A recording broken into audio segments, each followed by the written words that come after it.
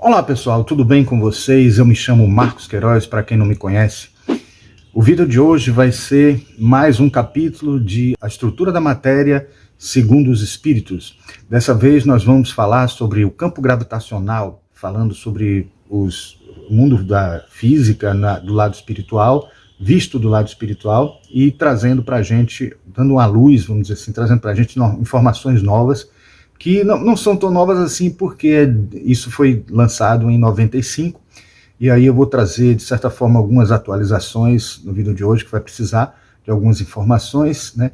E garanto a vocês que não é algo tão difícil assim de entender. Tem coisas que escapam à nossa compreensão também, mas que nós vamos tentar falar da melhor maneira possível, incluindo uma parte filosófica que explica bem a questão espiritual em muitos aspectos e também trazendo um pouco do conteúdo de teosofia, espiritismo e outras doutrinas espiritualistas, esotéricas, que podem ajudar a gente a compreender melhor essas informações que nos foram dadas nesse material, dividido em 2 volumes, mas que nós estamos aqui dividindo em 12 vídeos, certo? Esse vai ser o 5º vídeo da série, ok? Então, fiquem aí conosco para verem tudo isso depois da nossa vinheta.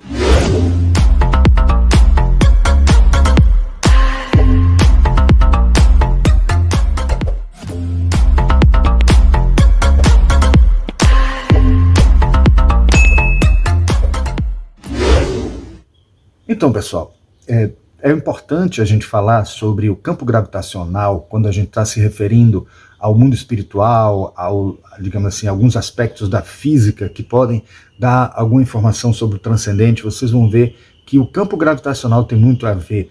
Alguns cientistas no passado, desde a época de Isaac Newton, quando ele conseguiu criar a primeira lei da gravitação, ele já considerava essa lei mais importante, não só mais importante para a compreensão do universo, para tudo que existe no universo, para a criação, para tudo que pode ser pensado como transcendente nesse nosso universo. A lei da gravidade tem muito a ver, cria uma estabilidade no mundo, faz com que a gente possa existir na Terra e realizar uma série de coisas. Imagine um mundo sem gravidade. Mas como o Isaac Newton também era Rosa Cruz e tinha uma visão esotérica, espiritualista, ele trouxe, conteúdos que poderiam associar a gravidade a questões esotéricas, espiritualistas. Mas assim, adiante nós tivemos a teoria, depois de Newton, a única teoria que foi criada sobre a gravitação universal foi a teoria da relatividade geral, que traz uma visão de gravidade relativística. Então é a teoria relativista da gravidade que o Einstein trouxe para a gente e formulou questões interessantíssimas, só que ele, de certa forma, em algum momento, considerou que o universo estaria numa aceleração maior do que a gente imagina por conta dos cálculos que ele teve na teoria relativista da gravidade. Ele descobriu que o universo teria que estar em expansão. Não divulgou isso, não trouxe isso à tona, de certa forma, e acabou criando um conceito matemático chamado de constante cosmológica, que era para poder frear essa velocidade exagerada que existiria no universo de expansão, e para poder que os cálculos dele darem certo e baterem com a realidade, porque ele não percebia, não tinha condições de detectar a existência dessa expansão, e por conta disso ele achava que a teoria, a equação dele não estaria certa, estaria equivocada.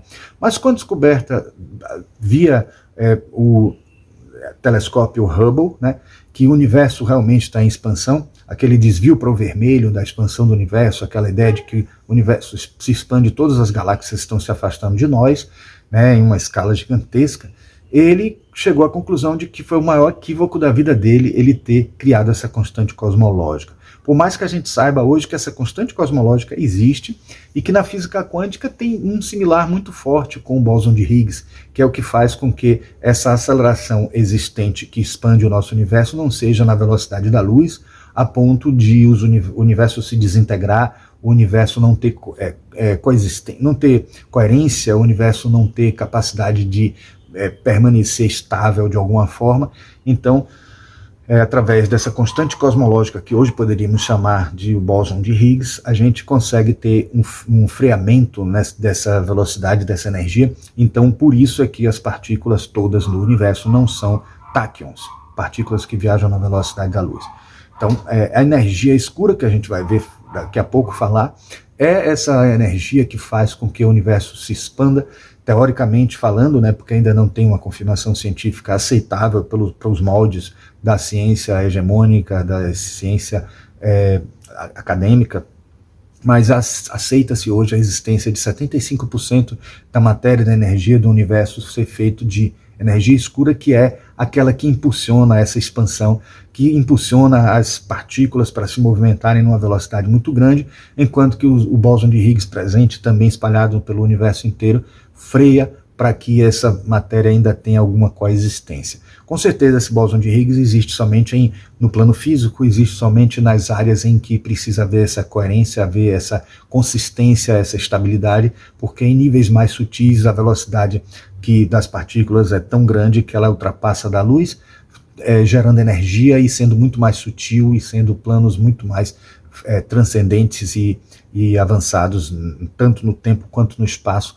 Então, o contínuo espaço-tempo nestas regiões onde a gente pode não ter bóson de Higgs e ter uma aceleração muito maior gerada pela energia escura, seria lugares mais sutis do universo. Mesmo assim, ainda existe essa briga entre estas energias para que a gente consiga ter exatamente os elementos que constituem o nosso universo, as constantes e as características físicas que nós temos no universo hoje, para garantir tudo isso que acontece. Então vocês viram que aparentemente uma coisa que parece ser muito banal, muito simples, como aquela que motivou Newton criar a teoria da gravidade como uma maçã caindo na cabeça dele, tem muito mais a ver com o plano espiritual, com o mundo transcendente do que vocês imaginam. E isso acaba ganhando ainda mais, uma proporção ainda maior, quando a gente inclui a teoria das cordas, que é outra teoria que também não é aceita por todos, não é confirmada plenamente, e nem todos os cientistas admitem ela como verdadeira, mas ela simplesmente consegue realizar a unificação de todas as forças do universo, e é esta lei, esta ideia, este princípio da teoria das cordas que faz com que as coisas passem a ter alguma coerência, alguma lógica, e dentro de tudo que já se descobriu em física quântica, ela acaba tendo uma explicação muito mais coerente, só que junto com ela, com uma explicação coerente e com a teoria das cordas, vem um universo feito de no mínimo 11 dimensões, né? Um universo também feito de vários planos, vários níveis e feitos de constituições tão sutis que são apenas vibrações, e essas vibrações não são de nada, porque não pode ser constituído de nada, porque se for constituído de alguma coisa, isso seria mais elementar do que as próprias cordas. E como eu já falei em outros vídeos, essa matéria que não é nada, eu diria que não é nada no nosso plano físico, mas é alguma coisa no plano astral, então tem uma sutileza, e é tão diminuta que ultrapassa o limite de Planck, saindo do nosso universo físico, chegando ao universo astral. Bom, mas vamos lá. Feita essa introdução, vamos ver este nosso slide aqui, né, que já começa com esse que é um slide padrão que nós temos em todos, e aí eu trago a informação de que esse é o quinto vídeo de 12, né? E que nós vamos justamente trazer o capítulo 4, deixa eu botar um ponteiro aqui, o capítulo 4, que é o campo gravitacional. A gente sempre começa com o que nos dizem a física e o espiritismo atuais, né? Essa pergunta sobre o campo gravitacional, certo? Bom, aí eu trago aqui uma frase do Livro dos Espíritos, que é parte do material, né, que a gente está trazendo para vocês, porque tudo isso aí é transcrição de um material que eu vou deixar aqui na descrição, um link para vocês conseguirem baixar em PDF, se quiserem ler já os outros, ou se quiserem estudar esse que a gente falou aqui, explicando um pouco mais de informações, né, e trazendo alguns aprofundamentos, como vocês vão ver. Toda vez que tiver escrito aprofundamento e a coloração mudar, é porque são textos que não são do material, a estrutura da matéria segundo os Espíritos.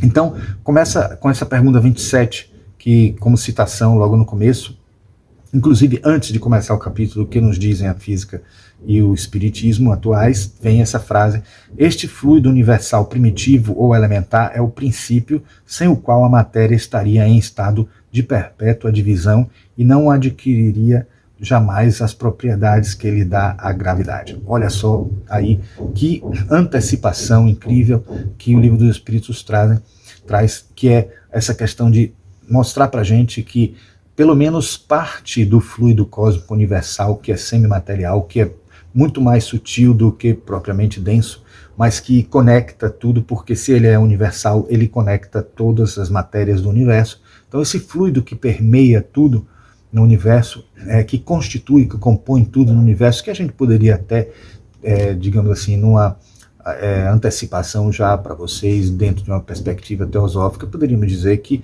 tem a ver com o átomo primordial ou o átomo térreo, né? Ele está aí presente em tudo no universo e conectando tudo com diferentes densidades, níveis de densidades, atuando com vibrações, como a teoria das cordas aponta também, conectando tudo no universo. Então, se a gente pode dizer que o bóson de Higgs é uma das formas mais elementares de matéria existente no universo, que está no nível das supercordas, pode ser até uma própria corda, vamos dizer assim, vibrando num determinado frequência, numa determinada forma. Ele, o bóson de Higgs, que garante esta coesão, garante que a energia escura não vai fazer o universo expandir completamente, eternamente e com a velocidade maior do que a da luz, ou até próxima da luz. Então a gente vê que como esse conceito de fluido cósmico universal tem tudo a ver com esses conceitos que estamos falando aqui até então.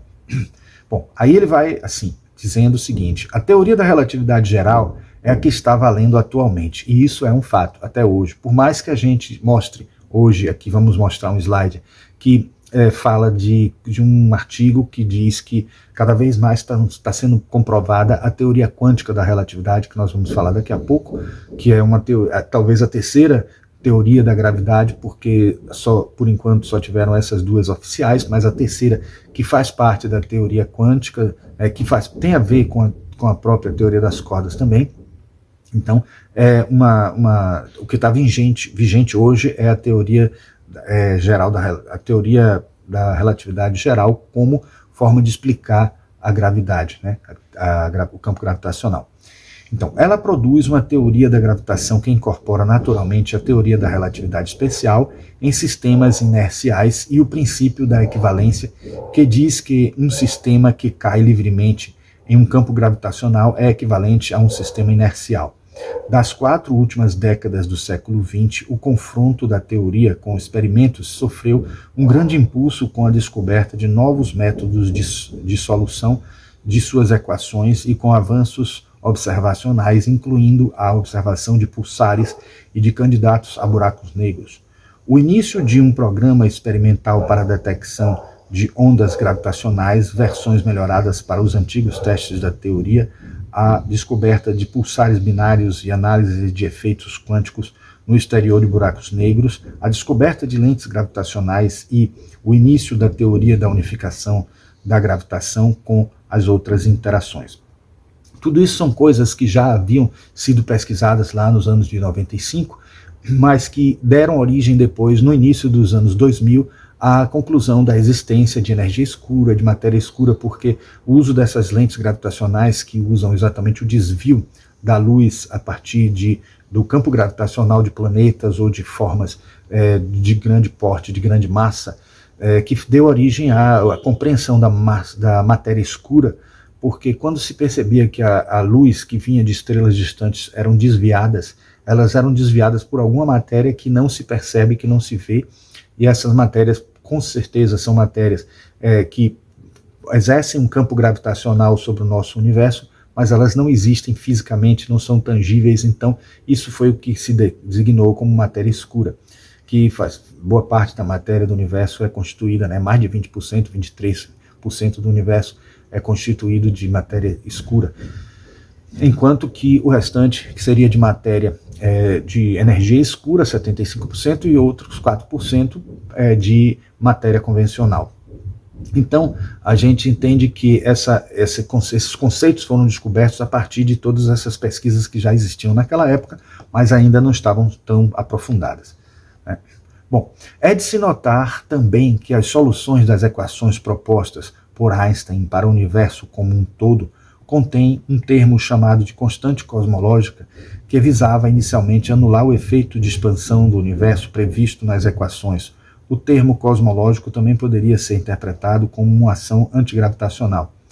Com a equação modificada, ele pôde obter modelos estáticos para o universo.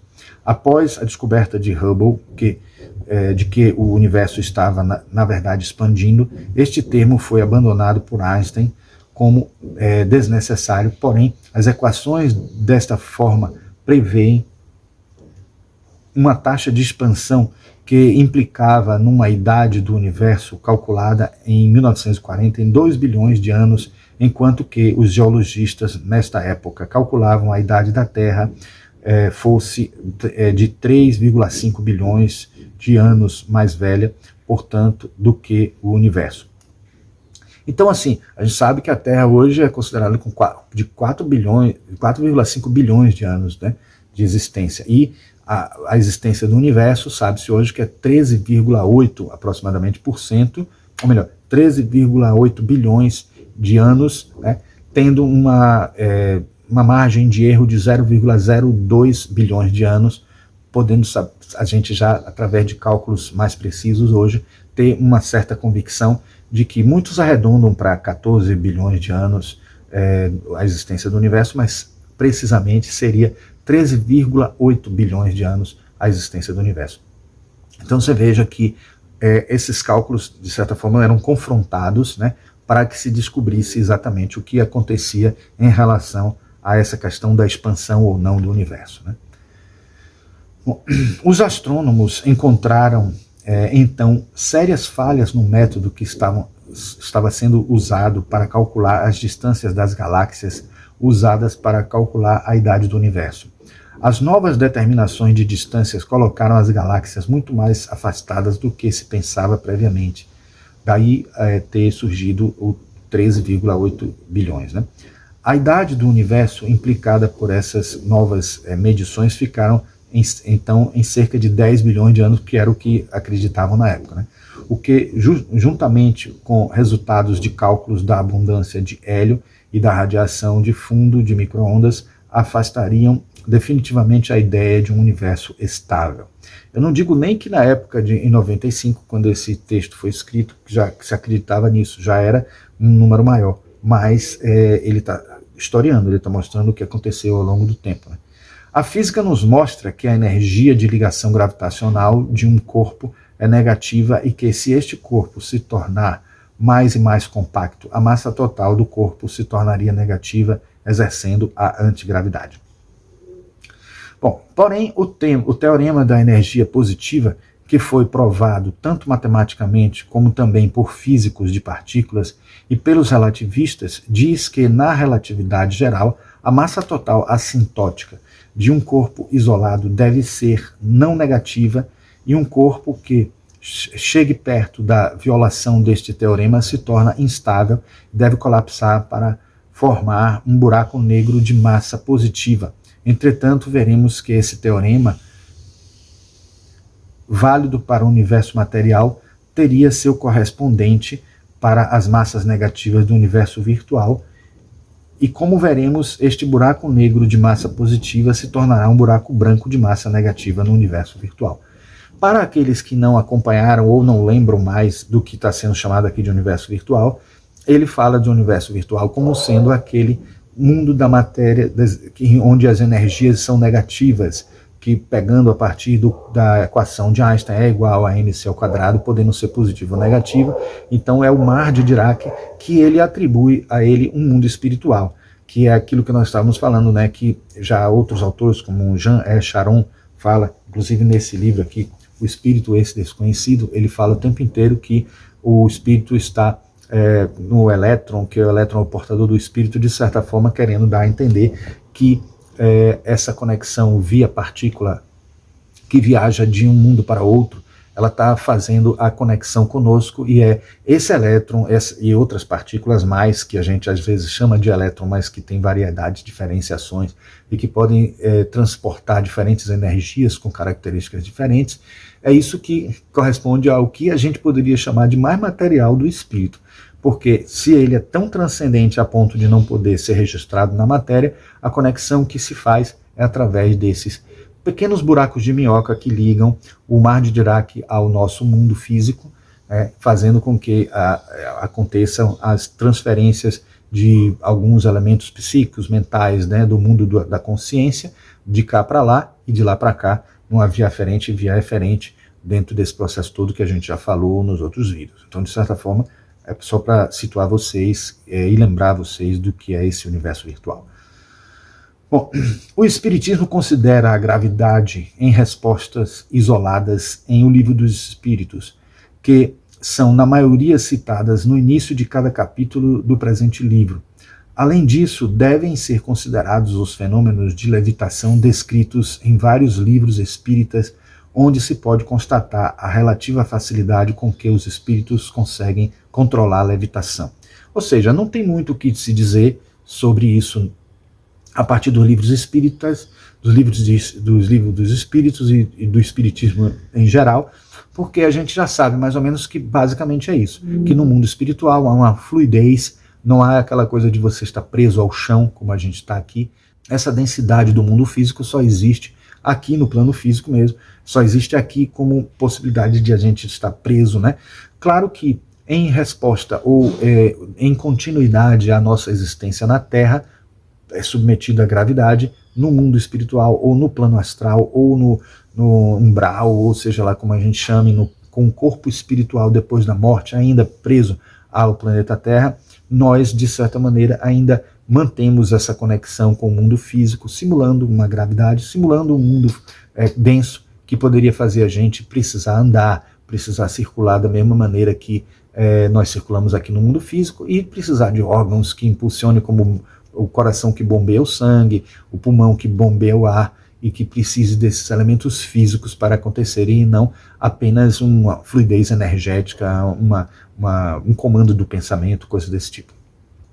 Bom, agora vamos falar de alguns aprofundamentos breves, para depois dar continuidade e entrar na mensagem, em si.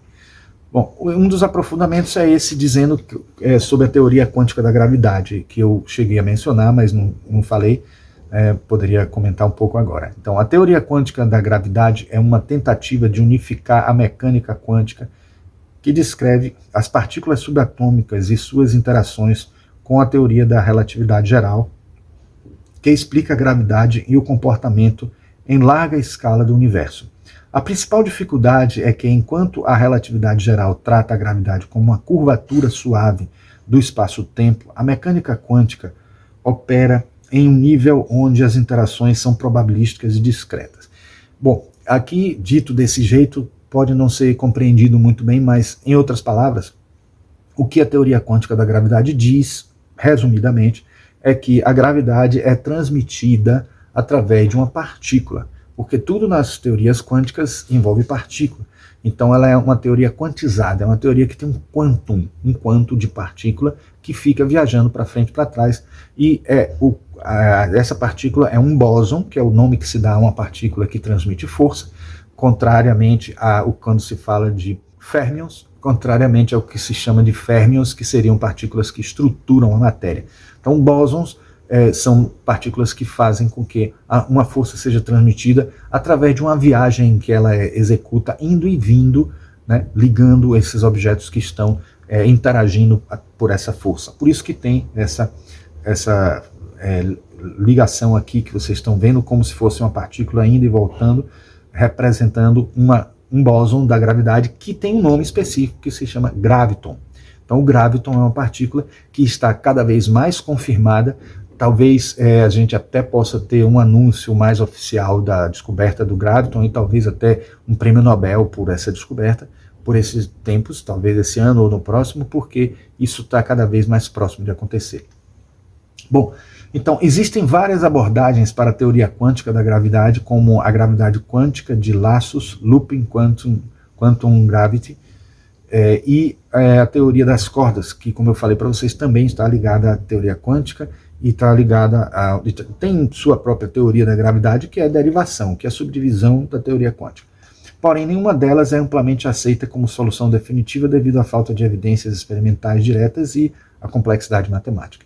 Então, feito isso, a gente entende que existem no momento talvez 3 teorias, sendo que a terceira desdobrada em algumas outras, para explicar a gravidade, o campo gravitacional. Eu diria que para nós espiritualistas, espíritas, poderíamos dizer que a teoria relacionando a teoria das cordas é a que mais tem associações coerentes com o que a gente tem defendido, com o que a gente tem visto, com o que a gente tem experimentado na vida, mesmo que os cientistas neguem, porque eles não experimentam muito essa questão, esse lado mais espiritual, ou negam ele, e a gente pode dizer que por elementos que a gente tem da vivência espiritual, né, do mundo espiritual, de alguma forma, a gente pode dizer que a teoria das cordas, que é derivada da quântica, é alguma forma melhor para explicar a teoria da gravidade ou os campos gravitacionais.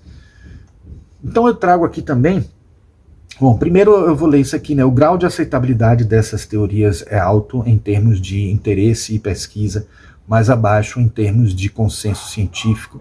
Elas ainda estão em desenvolvimento e enfrentam desafios significativos, especialmente na reconciliação com observações empíricas. Portanto, gravidade quântica é um campo ativo e promissor, mas ainda não comprovado. Bom, eu trouxe aqui esse texto que foi um amigo meu, né, o Messias Canuto, me mandou através de WhatsApp uma informação desse artigo aqui, que foi de 3/5/2024, falando isso. Novo estudo revela a natureza quântica da gravidade. Entenda. Eu vou colocar na edição aqui e também na descrição desse vídeo o link para vocês lerem esse artigo, que eu recomendo. Não leio aqui todo, porque senão o vídeo vai ficar ainda mais longo e eu vou desviar um pouco da trajetória, do caminho que o autor está querendo trazer para os campos gravitacionais. Mas o que eu quero deixar claro para vocês é que existe esse material aqui que vai trazer algumas novidades dos tempos de hoje, né, já que esse texto foi escrito em 95. Então vamos lá. Aqui eu vou trazer brevemente uma explicação, de certa forma, de como a gravidade pode ter a ver, em breves palavras, né, porque espero que seja compreendido. Eu tenho outros vídeos aqui no canal que vocês podem ver, um sobre química oculta, vários outros sobre física quântica, que eu abordo isso também. Então essas ilustrações eu trouxe de outros vídeos meus, então por isso que, se vocês não entenderem porque eu tive que explicar rapidamente, podem visitar esses vídeos que eu estou deixando até um card aí para mostrar para vocês quais seriam esses vídeos. Bom, aqui eu estou querendo mostrar para vocês que na teoria das cordas, tudo que constitui no universo, né, as partículas todas, elas são constituídas de cordas. E essas cordas, de acordo com a frequência, a variação, a ondulação, a característica básica dessa corda, vai gerar um elétron, um próton, um positron, um nêutron, diferentes partículas, de acordo com a configuração dessa forma, dessa corda, certo?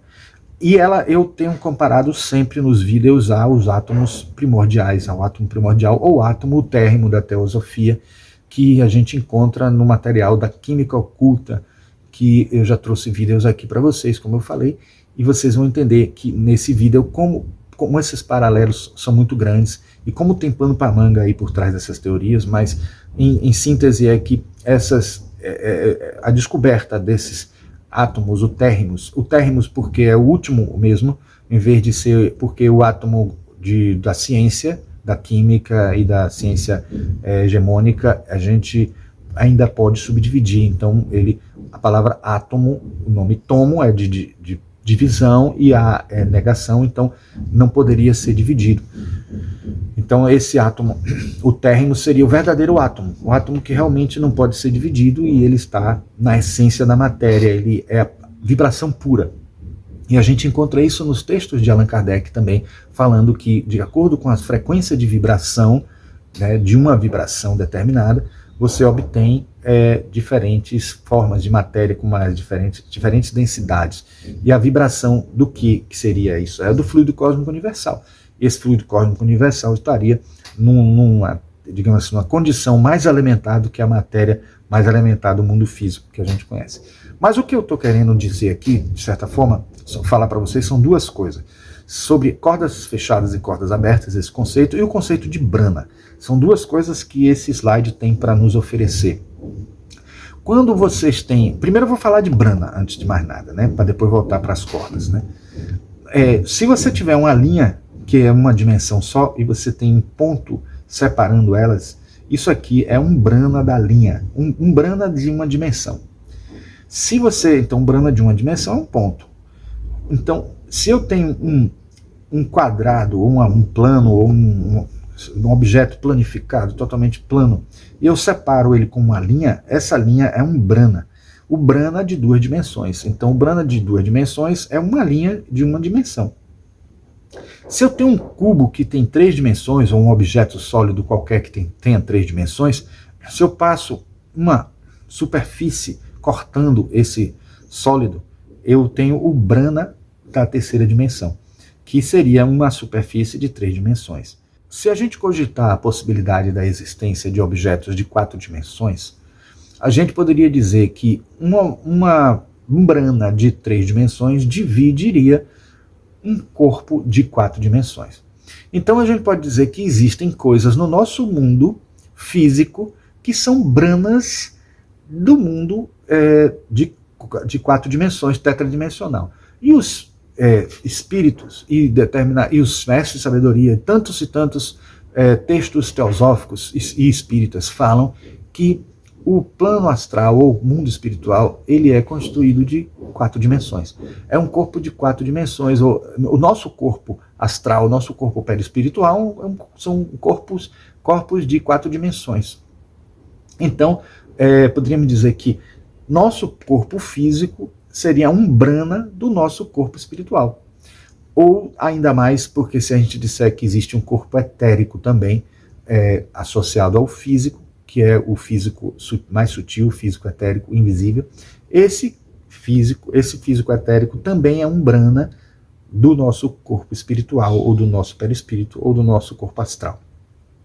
Então são 2 Brahmas, é como se a gente tirasse 2 fatias de um sólido desse aqui. A gente está tirando aqui uma só para se referir a um Brahma, mas nós estamos diminuindo uma dimensão e considerando que o nosso corpo astral teria 3 dimensões, uma superfície dessa seria o nosso corpo físico e outra logo do lado, um pouquinho só afastada um do outro, seria o corpo etérico, ou duplo etérico. Bom, aí temos aqui algumas representações de alguns livros que depois eu vou trazer para vocês aqui em um vídeo falando um pouco mais sobre matéria escura, energia escura, etc. E aí vamos falar de Brahma. Sim, mas eu acabei não falando das cordas, porque é importante falar primeiro dos Brahmas, depois das cordas. Então, quando eu tenho uma corda fechada, o que é que acontece? Essa corda fechada, ela fica livre, por incrível que pareça. Aí você diz, a corda fechada é livre? E a aberta é a corda presa. Porque a corda aberta, ela tem suas extremidades presas ao Brahma. Então, olha aqui a representação disso. A corda aberta, mas ela tem esses pontos extremos dela presas ao Brahma. A corda fechada, não. Ela é livre para fluir de um Brahma para outro, inclusive. E aí que entra a questão de como a gravidade faz parte desse processo todo. Segundo as teorias, a teoria das cordas, ou a teoria das supercordas, o graviton ele é feito de cordas fechadas.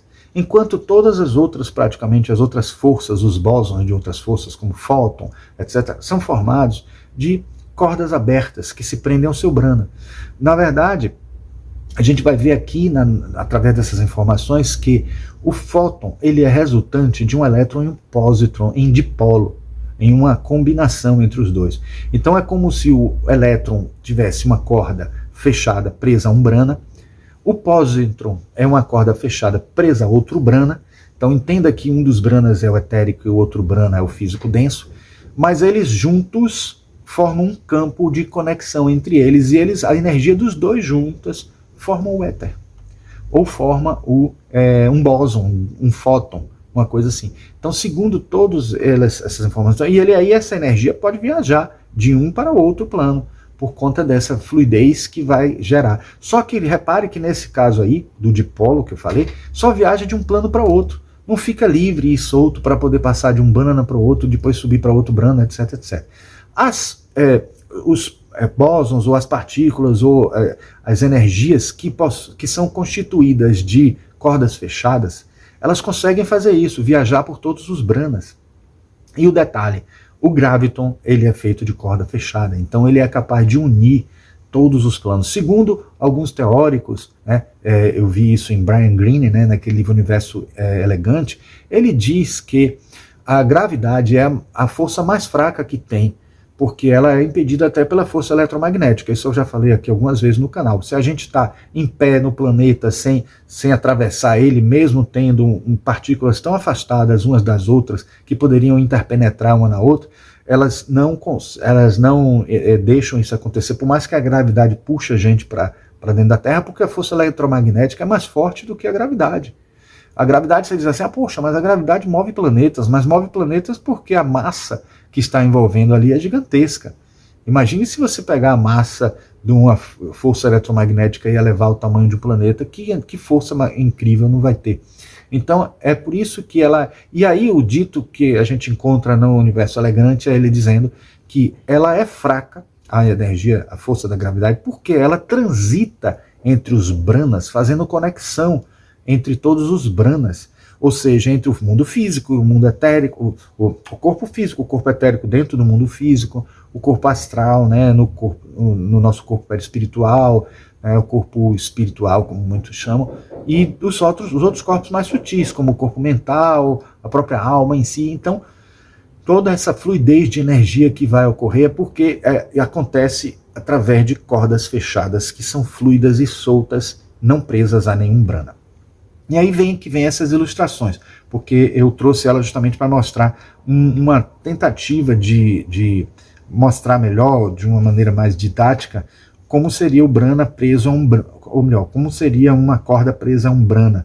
Aqui Suzy Randall, num dos seus livros, ela fala que é como essas gotas de água que grudam, Ela até coloca assim, gotas de água grudam em um brana, tá vendo? Na superfície, ficam presas. Elas não se escapolem assim, elas ficam presas. Isso são os branas abertos, de corda aberta, que fixam, que se prendem. Então isso é uma maneira de ilustrar bem interessante. E aqui eu trouxe para vocês uma ilustração dos branas humanos, O físico denso, o físico etérico, o astral, e o mental, se a gente considerar dentro da visão da teosofia, E aí vocês, aqui claro que está diminuído de uma dimensão.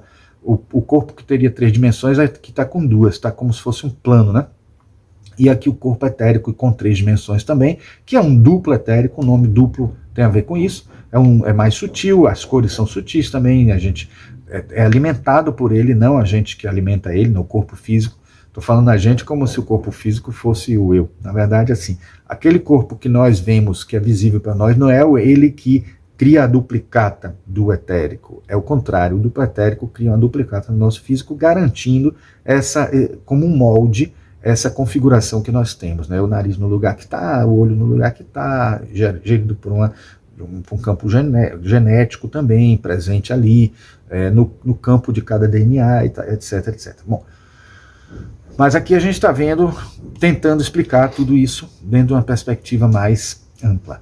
Aqui mostrando para vocês que esses átomos primordiais que eu falei, viajando para lá e para cá, de um plano para outro, estão aqui representados, e eles têm, dentro da perspectiva do espiritismo, que é um corpo físico, um corpo etérico e um perispírito, isso aconteceria ligando esses 3 corpos aqui, fazendo uma fluidez acontecer com um campo gravitacional que permeia os universos, que atravessa os universos. A própria energia escura, ou melhor, a própria matéria escura é uma maneira de expressar isso, porque se a gente tem um corpo celeste espalhado pelo universo aí no vazio, que se considerava antigamente vazio, que não existe mais isso, o vácuo quântico tem mais matéria do que qualquer outro lugar, e tem mais energia do que qualquer outro lugar.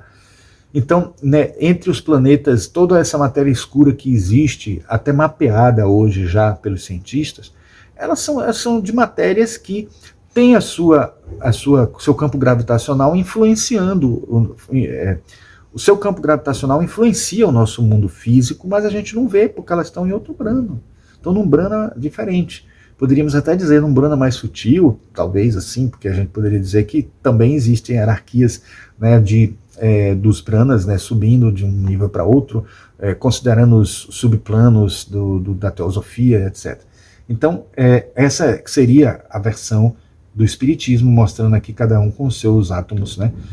E aqui uma versão, claro que essa ideia do átomo térrimo não é vindo do espiritismo, é da teosofia, mas muitos conceitos que não nasceram do espiritismo, nasceram da teosofia, foram incorporados pelos espíritas, como os chakras mesmo, os elementais, informações sobre os elementais de Leadbeater, todas foram incorporadas pelos espíritas. E aqui eu trago os 7 corpos, ou os 7 princípios da teosofia: o físico, etérico, astral, mental, causal, búdico e átmico. E, como eu disse a vocês, se essa conexão via corda fechada que liga todos os branas estiver sendo analisada por esse viés, a gente poderia dizer que o que faz a conexão, a ligação entre esses corpos todos, dos mais densos ao mais sutil, a gente vendo aqui inclusive uma contraparte, mesmo o corpo mental sendo muito sutil, não tendo assim somente atrativos de partículas que se coincidem de certa forma com a forma humanoide, a forma humana, né?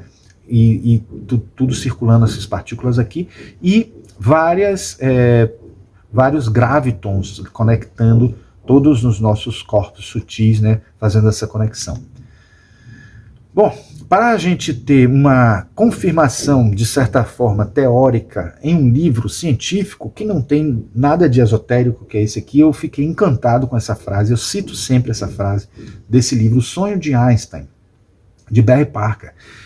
O sonho de Einstein nada mais é do que a ideia teoria do campo unificado, que ele, antes de morrer, estava se desenvolvendo essa teoria, mas ainda na época dele só tinham 3 forças conhecidas, 3 forças naturais.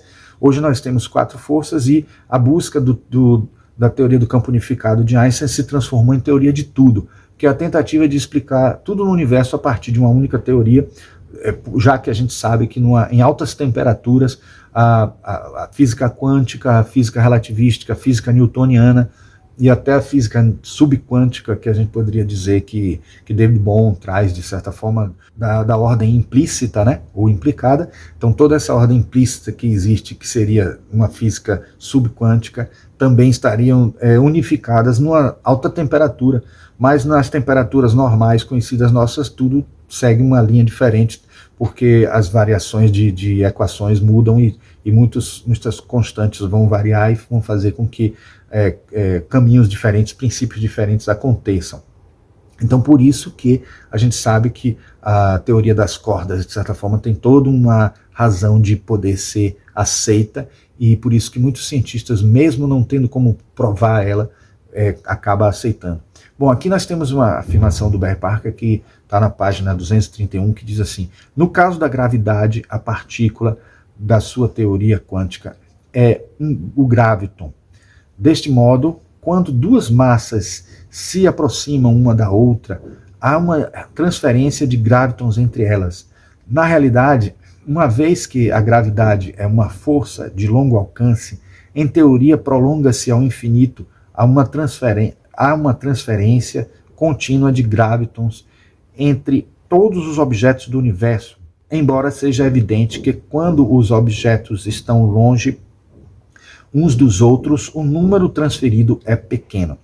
Bom, se a gente juntar a isso a ideia de que o graviton é feito de cordas abertas e que se conectam, ou melhor, que o graviton é feito de cordas fechadas e que podem viajar de um brana para outro, então a gente pode dizer que o graviton não só unifica tudo que existe no nosso universo, unifica tudo que existe nos vários universos, nos vários mundos, nos mundos mais sutis, nos conecta a todas as diferentes dimensões que nós temos na nossa condição multidimensional humana. Aqui uma tentativa só de conectar de mostrar a conexão de gravitons entre planetas, né, uma ilustração que eu obtive na internet que ilustra de certa forma, né, tudo conectado, né, você vê esse com esse, esse com esse, esse com esse, tendo só três corpos celestes aqui. Se tivéssemos vários, teríamos ligação entre todos entre si ligados, né. Aí eu trago essa frase aqui de uma palestra que eu fiz recentemente, não tem a ver com o texto, né, que estamos fazendo a resenha aqui, né, o livro, A Estrutura da Matéria Segundo os Espíritos, é de outro autor, que é o Norman Pearson, que é um autor teosofista. Ele diz: à medida que estudamos, começamos a sentir a existência do infinito cosmos vivente da vida em toda a parte. Então, essa é a conexão, essa interligação que une todo o universo, faz com que todos nós estejamos ligados, né, nesse campo total. Bom, aí vamos ver agora a sexta mensagem. Eu vou ler seguidamente para poder a gente não perder muito tempo com o vídeo, e a gente faz os comentários, certo? Vou ler o mais rápido que puder aqui. Bom, o campo de energia, ou simplesmente campo, é constituído pelos diversos tipos de partículas elementares e suas antipartículas positivas e negativas, embora com densidades locais diferentes. A atração e repulsão que as partículas nucleares exercem sobre as diversas partículas do campo produz gradientes de densidade no campo, que a ciência denomina de curvatura do campo mais denso próximo da Terra para o campo material e menos denso próximo da Terra para o campo virtual. O éter nada mais é do que o conjunto de partículas H+, H-, quando em pares orientados ou dipolos, formando os campos eletromagnéticos e antieletromagnéticos, que diferem apenas pelo excesso de uma das partículas elementares. Os campos gravitacionais e antigravitacionais são o conjunto de partículas elementares M e faltou mais e menos aqui, né, que formam gradientes opostos de densidade em torno da matéria e da antimatéria. Nenhuma massa é apenas matéria ou apenas antimatéria, havendo sempre uma proporção menor de antimatéria em estado de energia negativa permeando os corpos materiais. A densidade de partículas M é maior em direção ao centro de massas materiais, onde a quantidade de antimatéria em nível negativo de energia é correspondentemente menor. E também a densidade de partículas M é menor em direção ao centro de massas materiais. Nos corpos de antimatéria, como os quasars, ocorre o inverso, com densidade maior de antipartículas elementares M e menor de antipartículas elementares M em direção ao centro. Em outras palavras, o que está sendo dito aqui é o seguinte: no mundo físico, nós temos mais matéria do que antimatéria. No mundo virtual ou espiritual, ou nível do plano astral, vamos dizer assim, tem mais antimatéria do que matéria. E onde seriam os lugares onde teria antimatéria no mundo físico? Porque a gente diria assim, mas se tem antimatéria, onde é que está? Por que a gente não pega essa antimatéria e não usa, né, como componente para gerar energia? Porque a junção de matéria com antimatéria gera uma aniquilação com uma energia de alto rendimento. Nas estrelas superquentes, nas estrelas de nêutrons, que são de nêutrons. Então, uma antimatéria feita de nêutrons, um antinêutron, ele é igual ao nêutron. Então, por que a gente diz que é antimatéria? Ele é conformado, ele é configurado como antimatéria, mas ele não se aniquila com um nêutron, por isso que ele pode existir no nosso universo. Então, massas imensas, grandes, existem de nêutrons, circulando no nosso universo, mas não só nas estrelas de nêutrons. Os próprios nêutrons que circulam no nosso universo e os neutrinos, que são menores, partículas quase sem massa. Hoje já se sabe que tem uma massa muito ínfima, muito pequena, foi até prêmio Nobel por conta dessa descoberta. E eles são neutros, e por serem neutros, eles fazem uma conexão muito grande, muito fácil, viajando por buracos de minhoca, do plano astral para o nosso, criando conexões e também fazendo ligações com o Sol até a gente, porque muitos neutrinos chegam do Sol e a gente já disse aqui em outro momento que isso poderia ser comparável ao prana, né? Porque o neutrino, nada me tira da cabeça que o prana, que vem do Sol, o prana solar, ele é um prana, é um neutrino que vem o tempo inteiro, porque a gente sabe que, pelas informações esotéricas, que o prana vem do Sol e está nos alimentando de vitalidade, né? A gente capta através dos chakras e esse plano prana circula pelos nossos chakras todos, pelos nossos meridianos de acupuntura, pelos nadis, né, que existem pelo nosso corpo todo, e isso que está circulando aí nada mais são do que neutrinos que podem viajar pelo corpo todo sem ser influenciados pelas cargas dos elétrons, das partículas que existem, dos elétrons dos prótons que têm carga e que poderiam ser influenciados, né? O neutrino consegue circular, por isso que ele consegue circular livremente pelos veículos de ligação que nós temos mais sutis no nosso organismo, o corpo etérico mesmo, tem um volume imenso de nêutrons circulando, neutrinos que estão circulando e alguns vindos do Sol, alguns vindos da Terra, e nesse processo todo a gente consegue manter a nossa vitalidade. Então, os buracos negros são os pontos do universo material onde a matéria e a energia positiva do campo material são absorvidas e enviadas para o universo virtual. Lá eles atuam como buracos brancos emitindo essa energia. Os buracos brancos são os pontos do universo material onde a matéria e a energia negativa absorvidas no campo virtual são recebidas na forma de energia positiva. O que no universo material é um buraco branco será um buraco negro no universo virtual e vice-versa. Por analogia, podemos denominar os quasars de buracos brancos, enquanto os buracos negros atuam como uma lente convergente, os buracos brancos atuam como uma lente divergente. O que eu quero falar para vocês também é que os buracos brancos e os buracos negros, eles não são um buraco mesmo, né? Como a gente costuma entender, porque eles seriam bidimensionais. Os buracos brancos e nêutrons, buracos brancos e negros, eles são tetradimensionais. Fazem a conexão com o astral. Então, por que fazem essa conexão com o astral? Eles são uma bola, eles são um brana. Então eles são tridimensionais, não podem ser bidimensionais, né? Nem podem ser um buraco que vai conectar o quê? Um plano a outro plano, um buraco desse tipo que a gente está vendo aqui, né? Que é só uma tentativa de ilustrar, de fazer a gente entender. Acrescente uma dimensão a esse buraco e você vai entender o que é um buraco negro. Então por isso que um buraco negro ele é uma bola e em vez de absorver somente nas direções do mesmo plano, que vocês estão vendo aqui, ó, se a gente considerar isso aqui um plano, vem coisa sendo absorvida, caindo nesse buraco de todas as direções num plano, mas de cima a gente pode dizer, cai direto aqui, né? Mas a gente está tentando conduzir, mostrar aqui como se fosse o universo, né? Atraindo e fluindo. E de baixo, como é que de baixo viria, né? Não teria como vir, mas um buraco negro absorve energia de todas as direções. Por isso é que ele é uma esfera negra.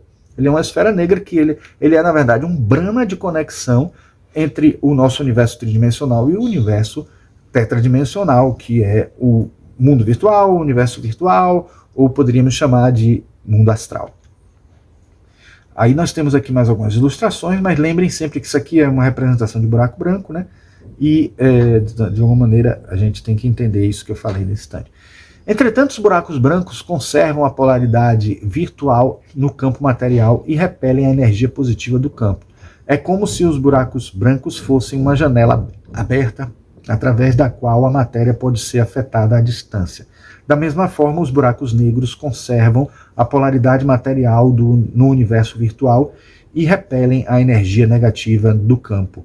Assim, os buracos brancos repelem a energia positiva no universo material e a energia negativa no universo virtual. E os buracos negros repelem a energia negativa no universo material e a energia positiva no universo virtual. Ou seja, tudo invertido, né? O que a gente considera a energia negativa é antimatéria e matéria. Então, tudo que tem matérias diferenciadas tem uma polaridade oposta, né, de um universo para o outro. Conforme já explicado no capítulo 3, dentro dos buracos brancos e dos buracos negros, a matéria e a antimatéria estão intimamente unidas, perdendo sua distinção e constituindo um fluido único, misturando-se quarks e antiquarks sem formação de partículas e antipartículas. A matéria absorvida no buraco negro após ser emitida no universo virtual se transmuta em antimatéria e a antimatéria absorvida no universo virtual após ser emitida nos buracos brancos do universo material se transmuta em matéria. Isso ocorre porque, conforme os quarks e antiquarks são rematerializados, há um rearranjo automático para as condições do campo local. Assim, os buracos brancos emitem luz e matéria no universo material, e os buracos negros emitem luz e antimatéria no universo virtual. Então, assim, quando a gente tem um elétron, a gente falou isso algumas vezes nos vídeos, quando a gente tem um elétron que pula de uma camada mais energética para uma menos energética, ele emite fóton. Né? É a luz que a gente vê. Né? Se um átomo recebe fóton, então uma partícula, um elétron sai de uma camada menos energética e vai para uma mais energética, porque ganhou aquela energia, absorveu aquela energia. Se o elétron já estiver na camada mais próxima do núcleo e ele emitir fóton, ele desaparece. Aí muita gente diz, bom, desapareceu? Foi para onde? E aí quando ele desaparece, ele vai para o universo virtual, vai para o mar de Dirac, e lá chegando, ele já não é mais matéria, ele vira antimatéria, ele se converte na transição. E é isso que está sendo dito. A antimatéria, quando vem de lá também, do mundo astral, vira matéria aqui. Certo? O que não quer dizer que não tenha matéria, mas essa transição e essa transferência que existe de matéria e antimatéria está acontecendo o tempo inteiro. Nesse momento que eu estou falando com vocês, eu estou emitindo uma antimatéria para o plano astral, e no plano astral tem antimatéria que está vindo para se transformar em matéria aqui e gerando pensamentos, gerando ideias, né? E algumas coisas acontecendo no plano mental e sendo enviado como ordem, como comando para eu mexer a mão, para eu mexer a boca, para eu mexer os olhos, né? Enfim, tudo isso está acontecendo por conta dessas transições de partículas existindo nessas interações que ocorrem nos vários planos, né? Aqui vocês podem ver buracos negros, buraco negro, buraco branco em várias representações que a gente conseguiu na internet. Bom, aí vem a parte que é bem interessante, talvez mais para os espíritos, que é a levitação. A vontade do espírito é a chave para dirigir as partículas do campo numa ou noutra direção, bastando alterar o holograma subjacente. Analisaremos aqui como usar as partículas do campo gravitacional para fazer a levitação. Se pela força de vontade atuando no holograma deslocarmos partículas elementares M para baixo de um corpo e simultaneamente deslocarmos partículas elementares M para cima do mesmo, então aqui entenda M positivo e M negativo, né? Acima do corpo, invertemos ou anularemos o gradiente do campo gravitacional local. Por outro lado, a bolha formada pelas partículas elementares tenderá a flutuar devido à força de empuxo do campo gravitacional. Se nós temos uma gravidade, né, por um graviton no nosso mundo físico, podemos dizer que esse graviton viaja, e quando ele viaja, já que ele não viaja pelo buraco de minhoca, e no buraco de minhoca a gente tem a conversão através de o que é matéria vira antimatéria, então esse graviton ele viaja com a sua mesma característica. Se ele viajar através de um buraco de minhoca, o que vai acontecer é que um graviton vai virar antigraviton lá. Só que ele vai se converter em antigraviton, e se convertendo em antigraviton, o que seria algo que puxaria a gente para a Terra, será algo que elevará a pessoa. Né? Se você conseguir que um graviton se transfira não pelos buracos de minhoca fazendo essa conversão, o antigraviton vem e se transfere através de uma viagem direta, né, usando o seu caminho, né, aquele caminho que a corda fechada pode ter, viajando de um mundo para o outro. O graviton passaria através de um caminho que não seja, né, viajando de um brana para o outro, e sendo para isso necessária uma força mental para que aconteça. Você consegue que aconteça aqui no nosso mundo físico a antigravidade, ou seja, você teria um antigraviton fazendo com que a gente possa se elevar, né? Seria a atuação em nós da antigravidade ou a antipartícula do graviton, que é o antigraviton, né? Então essa seria uma das explicações, a explicação quântica para a levitação. Uma explicação quântica não, uma explicação quântica esotérica, espiritual, né, a partir da visão dos espíritos, né? Bom, aí o corpo levitará, podendo até mesmo se dirigir no sentido oposto à atração gravitacional. Porém, se assim o desejarmos, a massa gravitacional pode assim se tornar praticamente nula, e então, atuando com nossa vontade, reorganizamos o holograma do campo mental e o corpo se moverá automaticamente para onde desejarmos. Um espírito encarnado poderá fazer o mesmo usando sua vontade para atrair para o seu campo, seu corpo, né, as partículas elementares m do campo gravitacional e, desse modo, levitar. Ele pode, então, deslocar o corpo em levitação. A vontade aqui, obviamente, não é a vontade consciente, mas a do espírito. Então, precisa haver a ação da vontade. E, por último, ele tem um capítulo que fala do fluido vital. Para manipular o fluido cósmico universal, empregamos o mesmo mecanismo usando nossa força de vontade, que nada mais faz do que modificar o holograma, podemos movê-lo. O fluido vital é o fluido cósmico universal dotado de vibrações coerentes quando se trata de fluido retirado de um organismo vivo. A estrutura do fluido é aproximadamente a do corpo físico, sendo então chamado de fluido magnético ou animal quando se trata de fluido fornecido por um espírito desencarnado. A estrutura do fluido é aproximadamente a do perispírito, sendo chamado de fluido espiritual. Devido à diferença entre as distâncias interatômicas na matéria e na antimatéria, a frequência das vibrações coerentes encontradas no fluido animal são diferentes daquelas do fluido espiritual. As vibrações do fluido espiritual por si só não afetariam muito o estado de um corpo material, mas apenas seu estado psíquico. Porém, o fluido espiritual serve como transportador do fluido animal, porque quando está associado ao fluido animal, facilita a manipulação destes pelos espíritos. Bom, o texto é autoexplicativo. O fluido presente num corpo vivo adquire as vibrações coerentes peculiares de toda célula viva dada pelas moléculas de DNA e RNA. Mesmo quando temporariamente fora do corpo, essas vibrações coerentes ainda permanecem por algum tempo. Recentemente, Froelich estudou esse tipo de coerência, denominando o processo de condensado de Bose-Einstein em sistemas biológicos coerentemente excitados. É o constituinte mais denso de matéria existente no mundo físico. O fluido retirado de um ser vivo, com o tempo, perde essas características, transformando-se em energia com maior entropia ou em estado de maior desorganização. Porém, se esse fluido vital for retirado de um corpo sadio e imediatamente doado a um corpo enfraquecido, fará com que suas estruturas moleculares entrem em sintonia com essas vibrações coerentes, revitalizando-o, como ocorre nos casos de curas ditas magnéticas espirituais. É o passe, a magnetização, a distância, a cura à distância, etc. Né?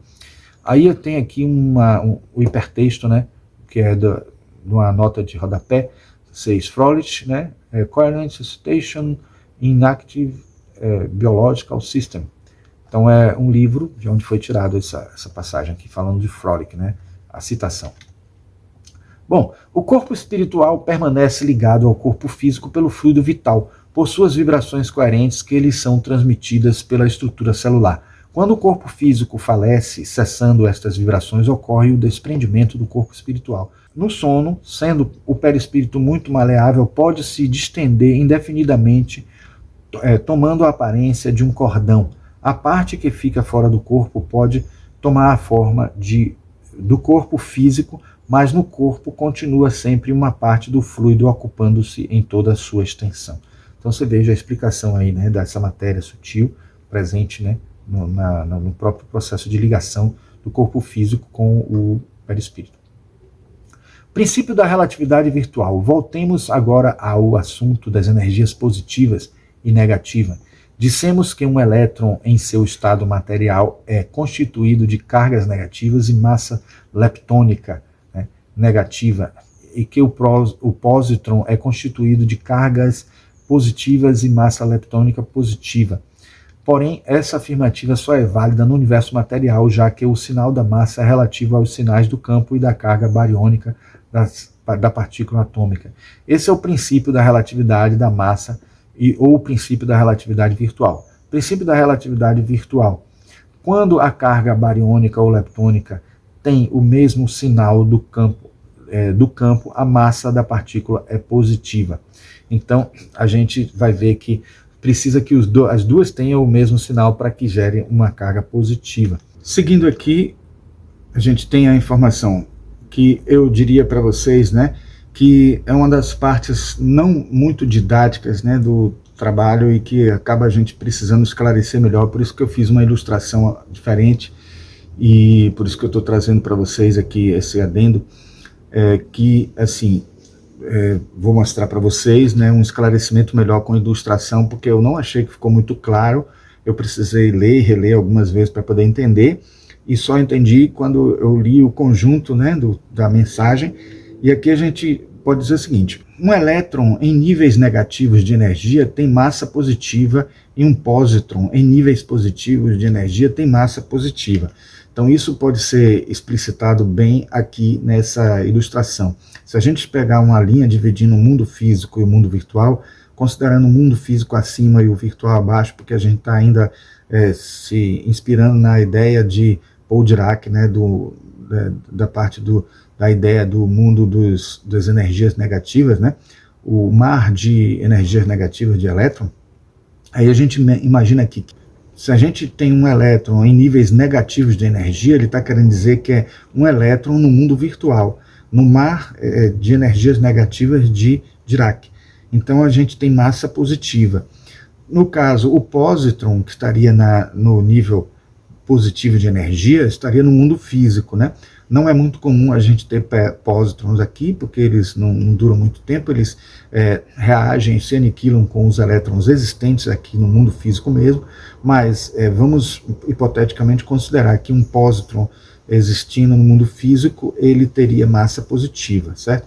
Bom, pósitron e elétron no mesmo nível de energia terão forçosamente massas opostas. Então aqui a gente tem um pósitron e um elétron no mesmo mundo físico. Repare que um tem massa positiva, o outro tem massa negativa. Aqui, ó, na mesma circunstância no mundo virtual. O elétron no mundo virtual e o pósitron no mundo virtual, que teriam massas, né, diferentes, né, positivo e negativo. Isso aqui é importante a gente esclarecer e entender assim nas entrelinhas do que está dito no texto, né? E essa parte em especial eu senti a necessidade de esmiuçar e detalhar mais. Então a gente percebe aqui, ó, que o elétron possui um correspondente no mundo virtual, que é o pósitron. O pósitron possui um correspondente no mundo virtual que é elétron. Ou seja, existem elétrons e pósitrons no mundo físico e pósitrons e elétrons no mundo virtual. Mas o que é importante extrair dessa informação aqui é que, se existe a lei dos semelhantes, quem estaria atraindo quem aí? Nesse momento que a gente está analisando só o elétron e suas variantes no físico e no virtual, e na relação físico-virtual, a gente teria então aqui a informação relativamente a um observador do universo virtual. Isso que eu acho até que confundir um pouco ser colocado aqui nesse ponto, né? Porque se já está confuso a gente entender dois mundos assim, agora ele vai falar aí da perspectiva do mundo espiritual, do mundo virtual. Olhando do mundo virtual, o que a gente está considerando positivo é negativo, o que a gente está considerando negativo é positivo. Mas olha o que ele diz: relativamente a um observador no universo virtual, a energia e a massa negativas para o universo material são denominadas positivas, sendo chamada de negativa a energia que prevalece no mundo material.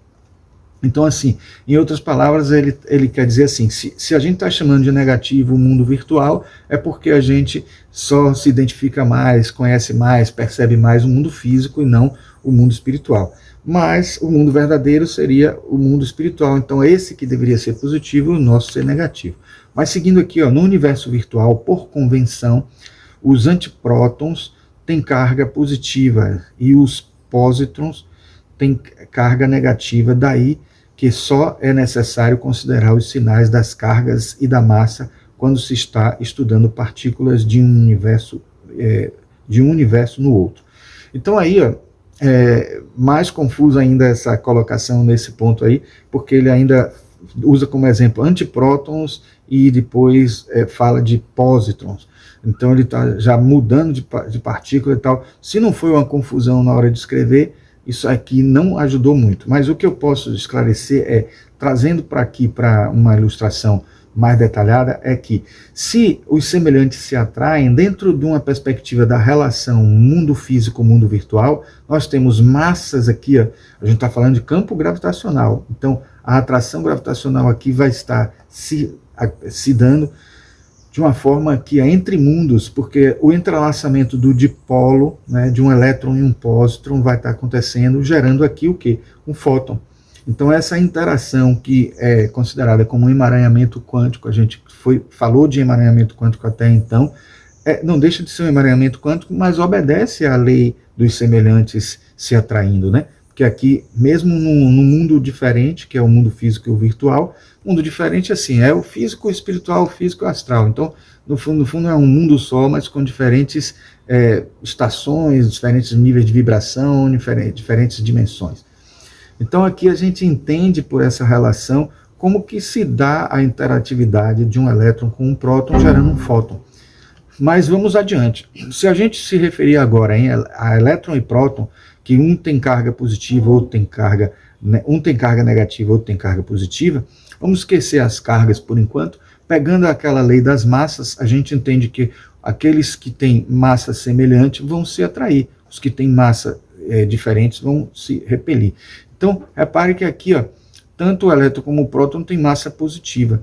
E a gente, quando considerar a carga variando por conta de ser negativo em um plano e positivo em outro, também a gente vai fazer variar as cargas, então a gente vai acabar tendo a ilusão de que existe uma atração, porque no mundo físico o que existe é assim, uma atração aparente, uma atração que a gente vê por conta de ser no mundo físico, uma interação de entidades que parecem ter cargas diferentes, mas na sua essência, no seu plano mais sutil, a gente vai perceber massas similares e cargas similares que estão ali se atraindo.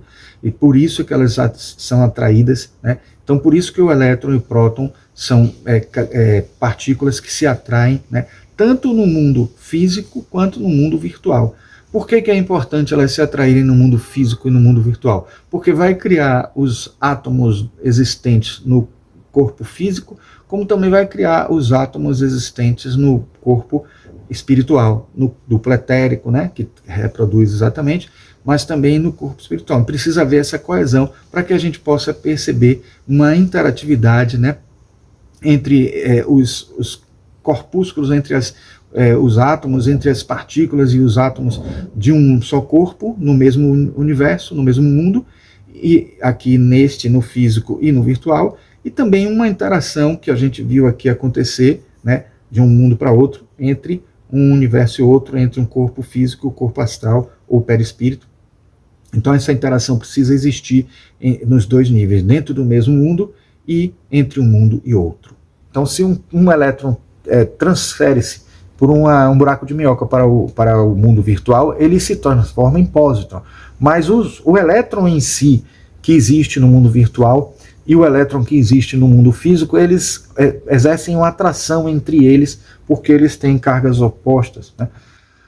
E a combinação de todos eles é que gera essa lei física de opostos se atraírem. Porque a lei básica é que os semelhantes se atraem. Mas o fato de a gente ter uma conexão com um outro elétron que estaria com a carga oposta do outro lado acaba gerando essa polaridade física que nós vemos no nosso mundo físico. Então, quando pósitron e elétron se fundem, temos um fóton de carga neutra e massa nula que pode ser absorvido num campo ou passando por um campo intenso, associar suas cargas, gerando novamente um elétron e um pósitron. Então eu trouxe aqui aquelas ilustrações que a gente usou, né, no vídeo passado. Então, no universo virtual, devido à massa relativa negativa do pósitron, a força de repulsão entre os dois produz uma aceleração do pósitron em direção ao elétron.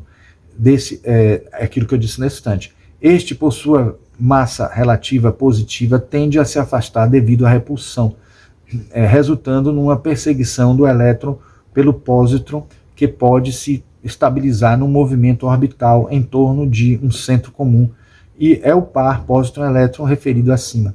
No universo material, o pósitron tem massa relativa positiva e o elétron tem massa relativa negativa. Portanto, é o elétron quem persegue o pósitron. A antimatéria não aniquila a matéria por terem massa e carga elétrica de sinais opostos e existirem em níveis distintos de energia. Ou seja, de um plano para outro não pode haver essa aniquilação. Eles estão interagindo entre si, mas não estão no mesmo plano. Os dois universos coexistem, embora em níveis diferentes de energia, sem aniquilamento por um equivalente do princípio de exclusão de Pauli, ou princípio da exclusão virtual. Princípio da exclusão virtual, uma partícula de matéria não pode ocupar o mesmo estado de qualquer outra antipartícula e vice-versa.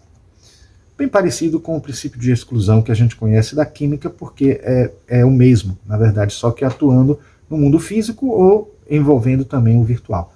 Então, resumindo, no universo material temos átomos com núcleo de prótons, porque se atraem por terem a mesma carga e massa aparente positiva, e elétrons em órbita que, apesar de serem repelidos pelos prótons, são aparentemente atraídos por eles, por terem massa aparentemente negativa.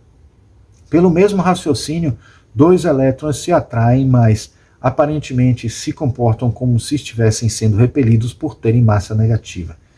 No universo virtual, temos átomos com núcleo formado por antiprótons que se atraem por serem cargas iguais e massa aparente positiva, e pósitrons em órbita que, por terem massa relativa negativa, aparentam serem atraídos pelos antiprótons e repelirem entre si.